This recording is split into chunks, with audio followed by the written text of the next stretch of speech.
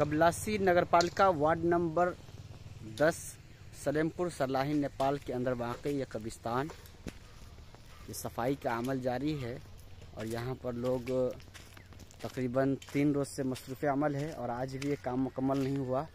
इंशाअल्लाह फिर कल जो है इसकी बंदिश के लिए जो लोग आएंगे और इसकी सफाई सुथराई का काम करेंगे माशाअल्लाह से।